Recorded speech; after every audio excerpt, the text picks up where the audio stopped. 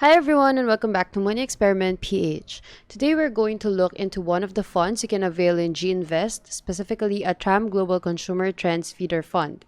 It seems that many Filipinos are curious about it and started adding money to this product, but some may not really know what they're getting into as they do not fully understand the product and risks. After watching this video, we hope we can deliver at least a basic knowledge about what this fund is.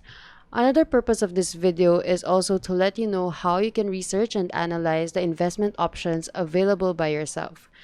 The convenience of availing the product is causing people to be less careful, like not fully understanding the product and risks with it. So some steps that we will go through might be tedious and boring, but with practice, you will be able to become an investment expert and become rich, which is everyone's goal, right? Before we deep dive to the specifics of the fund itself, let's briefly discuss what Unit Investment Trust Fund or UITF is. What is UITF? It is a pool of money that invests in various assets such as stocks, bond, money market, and etc. It is managed by professionals and its share is distributed in the form of unit. You can buy these units to invest with a certain UITF. So going back to the fund name, ATRAM Global Consumer Trends Feeder Fund, let's dissect this. ATRAM is the company name and suffix Global Consumer Trends sounds like the theme of the fund. Then what is feeder fund? According to Investopedia, a feeder fund is one of several sub-funds that put all of their investment capital into an overarching umbrella fund, known as a master fund, for which a single investment advisor handles all portfolio investments and trading. So in layman's term, this is a fund that invests in another fund. In our case, ATRAM Global Consumer Trends Feeder Fund invests in Invesco Global Consumer Trends Fund. We will further discuss about this shortly.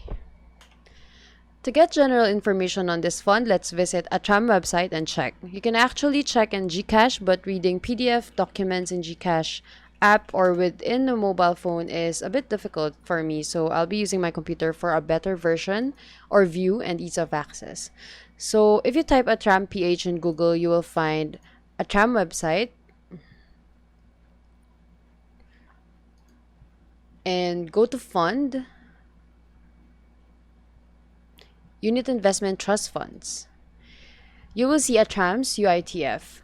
Some are already added in GCash, GInvest, and some are not. But for today, we are focusing on ATRAM Global Consumer Trends Feeder Fund. So in the website, you will see the general information. The current net asset value per unit is at 185.394610. The daily change is at 0.88%, and the year-to-date change is 7.67%. Here in the fund overview, it says the fund seeks to achieve long-term capital growth by investing all or substantially all of its assets in collective investment scheme that invests in companies that cater to discretionary needs of consumers. So what is discretionary needs of consumers? According to Investopedia, consumer discretionary is a term for classifying goods and services that are considered non-essential by consumers, but desirable if their available income is sufficient to purchase them. Examples of consumer discretionary products can include durable goods, high-end apparel, entertainment, leisure activities, and automobiles. So let's try to see what this fund is actually investing in. In KIIDS of ATRAM, there is info as of January 29, 2021, but I found info from Invesco that is as of February 28, 2021 and is more recent. So the companies I will be mentioning are involved in a lot of businesses, but while going through them one by one, I will only be mentioning its main business, which are correlated to the investment scheme of the fund that I've mentioned earlier, discretionary needs of consumer. So Amazon is at 8.7%, which is an e-commerce or IT company. Penn National Gaming at 6.1%, which is a casino. And then Caesars Entertainment at 4.8%, again a casino. Farfetch 8, which is at 3.8, which is a luxury brand fashion platform. Alibaba ADR at 3.5%, an e-commerce and IT business. EPR Properties at 3.1, which is REITs. JD.com ADR at 2.8%, another e-commerce. Sony at 2.8%, which is an appliance and entertainment company. SEA ADR at 2.7%, which is an e-commerce. This is also known as Shopee. Booking at 2.3%, which is a traveling business. So, do you get the gist of it? The fund invests in companies who are in these countries. US at 67.2 is the majority, and then China, Japan, UK, Taiwan, Germany, Russia, France, and others. And then according to sectors, as you can see here, the top is internet and direct marketing retail at 25.8%, followed by hotels, restaurants, and leisure, and then entertainment, interactive media and services, specialty retail, household durables, REITs or equity retail estate investment trusts, road and rail, and others. By the way, as I've mentioned earlier, this is a snapshot of the fund as of February 28, 2021. The current holdings of the fund might already be different since the report was released. Going back, underperformance, the current NAVPU or net asset value per unit is at 185. The chart doesn't show it currently, but the current NAVPU should be way up here. And then if we look at the cumulative performance percentage, 1 year is at 80.94%, and 1 month is at negative 1.34%. So for a year, it has been up a lot, but it has been going down recently. Let's now go through the key facts. The asset class equities, this means stocks. The fund type is UITF or Unit Investment Trust Fund. The benchmark index is MSCI World Consumer Discretionary Index, net dividends. MSCI is a company that publishes many benchmark index. Most of investment firms or ETFs uses its benchmark one way or another. Some funds' purpose is to strictly follow the benchmark. Some just indicate the benchmark whose strategy or a theme are similar. The index itself is a different topic that can be quite a long discussion, so we will leave it for our future videos. The inception date is at February 28, 2020. So this fund has been around for more than a year now in the Philippines.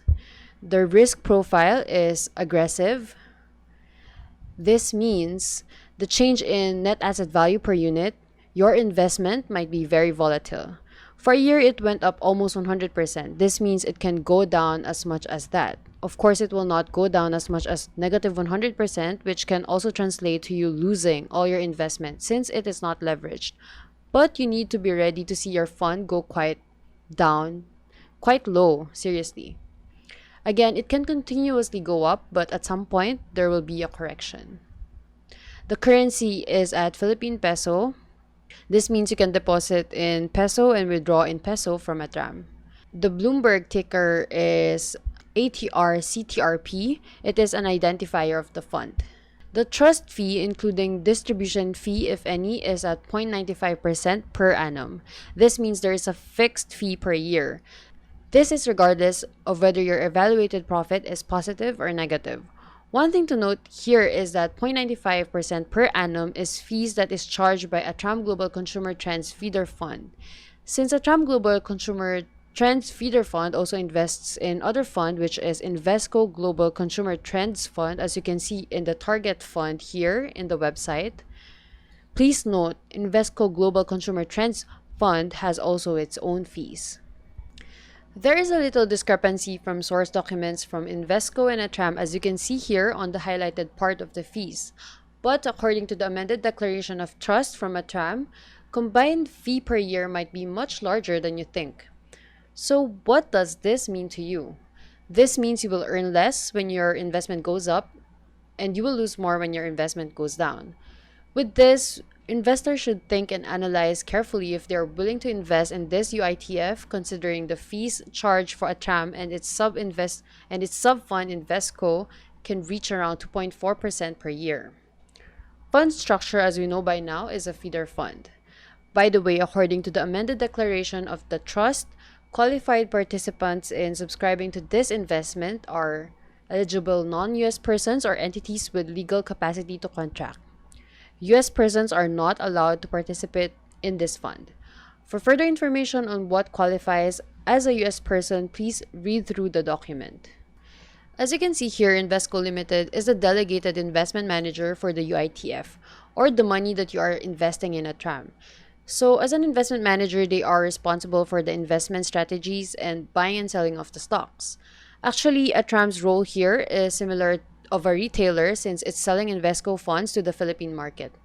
You will find 4 documents in this page. First is Invesco's prospectus. Second is amended Declaration of Trust. Third is the KIIDS, or the Key Information and Investment Disclosure Statement. And finally, the primer. We are going to mainly review KIIDS, or again, the Key Information and Investment Disclosure Statement, and occasionally visit other source documents when further information is needed. Let's now go through the Key Information and Investment Disclosure Statement, or KIIDS, of ATRAM Global Consumer Trends Feeder Fund. So the minimum investment is at 1,000 pesos. Additional investment is also 1,000 pesos. The minimum holding period is none. The structure, as we've mentioned earlier, is a UITF feeder fund. The net asset value per unit is at 182 Philippine peso. The total fund net asset value is at 718.93 million Philippine peso. The dealing date is daily. It means we can subscribe and redeem daily. The redemption settlement is trade date plus 5 business days. So redemption settlement means how long it would take for you to receive your money after the sell order.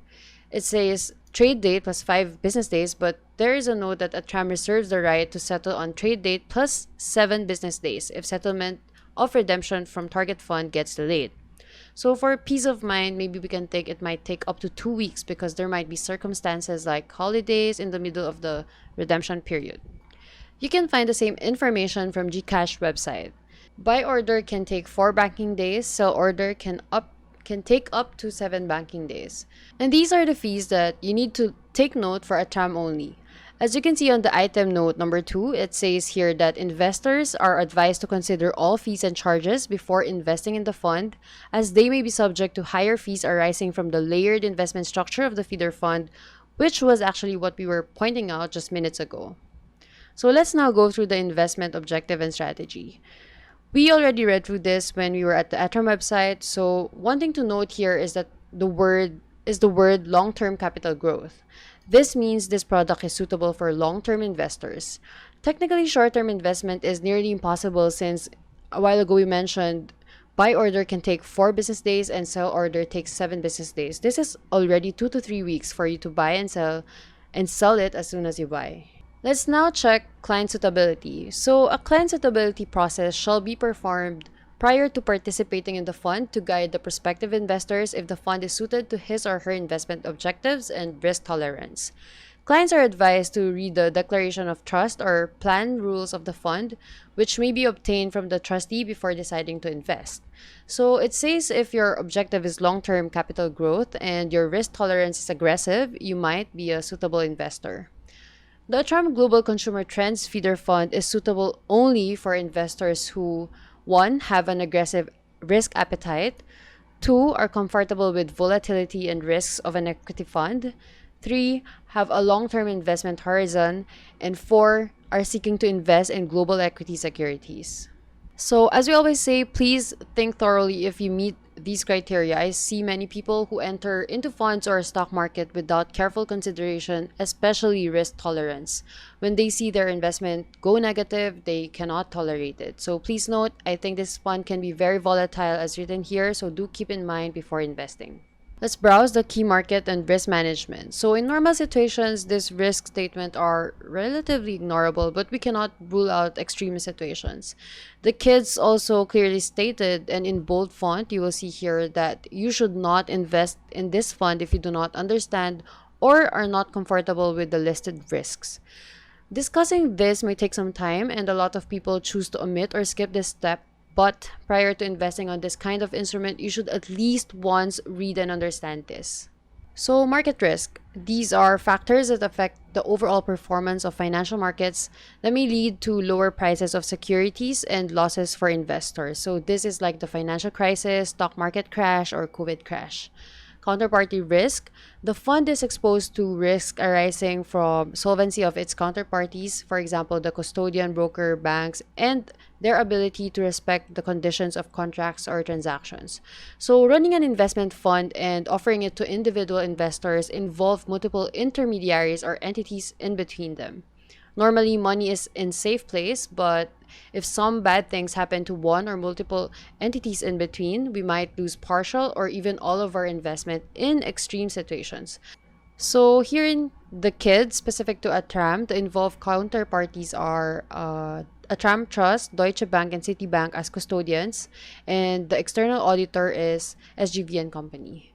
Liquidity risk. Liquidity risk occurs when certain securities in a fund's portfolio may be difficult or impossible to sell at a particular time, which may prevent the redemption of investment in a fund until its asset can be converted to cash.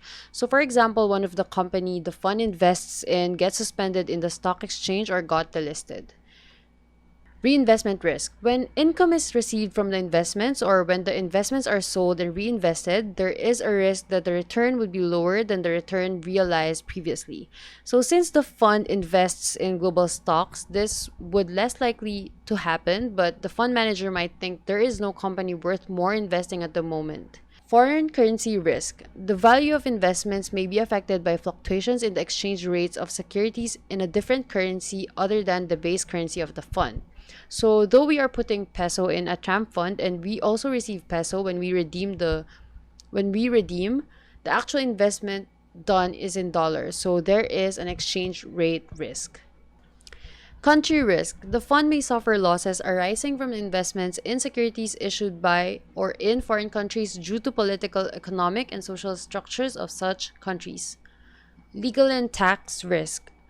The interpretation and implementation of laws and regulations are constantly changing and they may change with retroactive effect. There is no certainty that investors will be compensated for any damage or loss incurred as a result of legal or regulatory changes.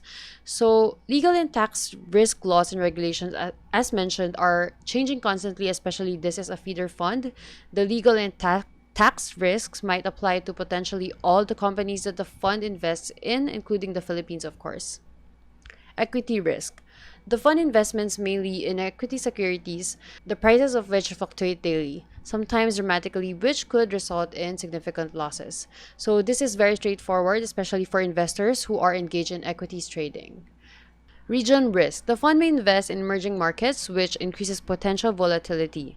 Emerging markets are less developed and growth in the region is more uncertain. So, the information here is focused on emerging market risk, but as an investor, you can interpret this as all regions because for a developed country, a lot can happen, like recently the tension between US and China. Sector risk. The fund is focused on consumer discretionary related sectors, primarily e commerce and video gaming. Higher risks are incurred in investing in a sector. So, no further explanation is needed, but here in the KIIDS, you can see the exposure of the UITF to these different sectors like internet and direct marketing retail, hotels, restaurant and leisure, entertainment, interactive media and services, specialty retail, household durables, REITs, and food and staples retailing. The fund manager of the target fund employs a risk management process which enables them to monitor and measure the risk of the positions and their contributions to the overall risk profile of the target fund. Although care is taken to understand and manage the above mentioned risk, the fund and accordingly the investors will ultimately bear the risk associated with the investments of the target fund. With this investors should be aware and understand that all investments involve risk and that there is no guarantee against losses on investment made in the fund. The fund manager employs strategies to mitigate risks. However, there is no assurance that no losses will be incurred. Especially, please note that this is not insured by PDIC or Philippine Deposit Insurance Corporation since this is not a depository product. So you will find many advertisement or marketing videos that encourages you to invest, which is good, but a lot of times the discussions around risks involved are briefly discussed or not at all. So as an investor, it is your responsibility to research and understand the risks involved in the product. At the end of the day, whatever happens to your investment, you are accountable for it. So let's discuss about the fund performance so far. Technically, the feeder fund and target fund should move up and down in almost same proportion. I'm not sure what happened in first quarter or Q1, but it appears that it's probably the COVID crash, hence the dip. So apart from the period, you will see the feeder fund and the target move in a parallel manner.